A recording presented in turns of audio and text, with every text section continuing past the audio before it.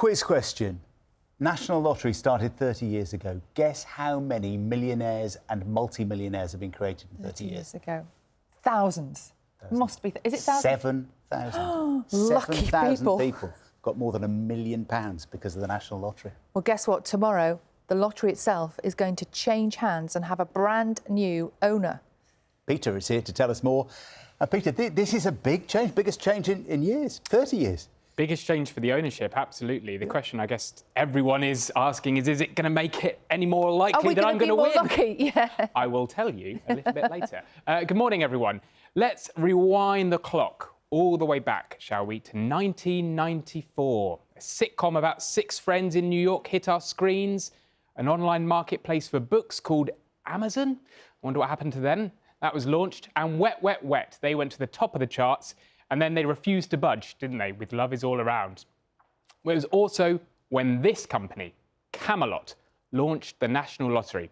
And for the last 3 decades, they've continued to tell us it could be you. But after today, a new name for us, Allwyn, takes on the next 10-year licence. Now, this company isn't new to Italy, Greece, Cyprus, the Czech Republic and Austria. It already operates lotteries in those places. It's a big moment, isn't it, given Camelot has outlasted multiple prime ministers, fought off challenges from Sir Richard Branson and others, plus kept us buying tickets despite the rise of the internet and the smartphone. Breakfast, Martin Newman has delved into the archive for a reminder of how it all began. 5, 4, 3, 2, 1, go! And the first ever national live lottery draw takes place on the BBC. November the 19th, 1994. The first ever national lottery draw, presented by Noel Edmonds, had nearly 22 million people glued to TV screens up and down the country. A few seconds later, the numbers flashed up on ITV, just as Blind Date was ending. £10. It's not going to change my life, though. How many numbers did you have? How many did you buy? I bought £15 worth. Lottery fever gripped the nation, with tickets selling at a rate of 18,000 a minute. 5,000, please, sir. There we are. What are you going to do with the winnings? They'll go to mint. There we are. Is it? Thanks very much indeed. Thank you very much. Even the Prime Minister bought one. The distinctive logo and blue machines became a fixture at every newsagent's on the high street. And the live TV draw every Saturday night became a huge primetime hit. Let's release those balls. Attracting big-name performances from pop stars like the Spice Girls to the legendary Tina Turner. It made a household name out of Mystic Meg. And as the clouds at the centre of my crystal ball clear, I can see this week's big winner. It's a woman wearing red and black. And it made millionaires out of ordinary people. Hi there, you're free to Craig at the National Lottery. How can I help? Hello, mate. I think I've won a few quid. The exact amount is £76,369,806.80. Just a little bit, then. In the last 30 years, the National Lottery has generated over £48 billion for good cause projects in the UK.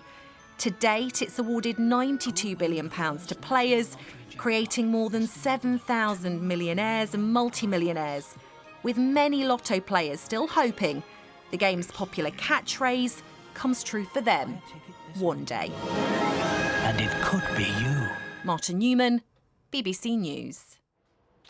Wow, what a blast from the past. Now, when Allwyn won the new licence, there was talk that the cost of one of these, I'm hoping it's the winning one, would go back to just £1. Now, that is actually under review for now. There will be some changes, so over time the company is going to bring in limits on how many scratch cards you can buy in one go. There'll also be new tech, and the hope is for new games to increase the amount given to good causes. Plus, I can exclusively reveal It Could Be You is gone, and the new tagline is, will you be next? That is the question. And I'd love to hear from you this morning. Have you got any lottery memories? Had a big win you'd like to share? Or a near miss? Do get in touch. And so many people are going to have memories, aren't they, John and Sally? I remember watching that very first programme. So many people did. It was a massive moment. You were glued to your screens. Noel Edmonds drove the lottery machine into Television Centre and the jackpot cash. It was incredible. It was. I remember Mystic Meg giving her first prediction, saying it was going to be won by a Scorpio who was sitting with a Gemini.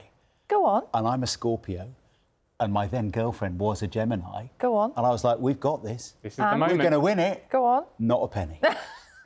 Not a penny, but yeah, it did get you. I can tell you that if you're a Taurus, they are the most, or they were the most lucky star sign last year.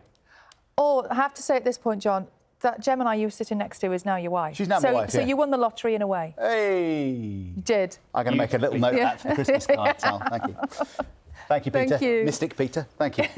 I've been talking to Peter this morning about a big change in the National Lottery for the first time since it started. That's right, 30 years, a brand new company is going to start operating the National Lottery. Of course, I guess the big question is, are we going to be any more lucky? Yeah, is the game going to change? big question is it you? That's always the big question. At the moment, they say we're operating the lottery for 10 years, so we'll make some changes, but gradually, so nothing immediately. But we asked for your thoughts on the lottery, some of your lottery memories, so many amazing emails and WhatsApp. So Martin on email, this is prepared.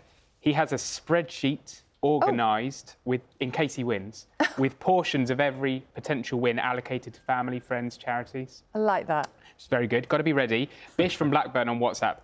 He says he got 4 numbers on that first ever draw. Thought, this is easy.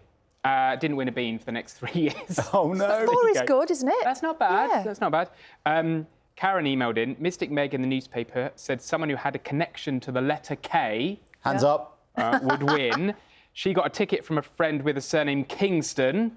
It's all coming together for her 40th birthday. And she got 5 numbers, 3.5 grand. Gosh. Good. It's all right, isn't it? Now, forget Mystic Meg. How about Mystic Mog? Oh, yes. Heather from Gloucestershire emailed in to tell us her cat Cleo used to pick their numbers every week. Cleo was so famous, she was even featured on the main TV show live from their living room. Apparently, though, Cleo was not very successful. Oh, so there we go. It's like Paul the Octopus.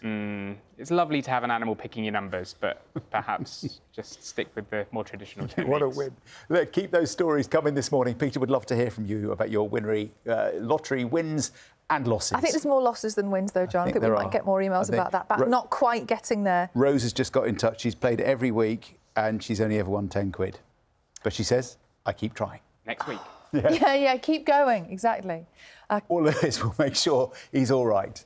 Now, we've been talking about the lottery this morning because after 30 years, a new company is taking over the running of the famous prize-winning draw. Yeah, of course, it's been Camelot, hasn't it? Since it started, 7,000 millionaires and multimillionaires have been created under Camelot's control. Yeah, and it's going to change, and Peter has got all the details. Will we notice any difference?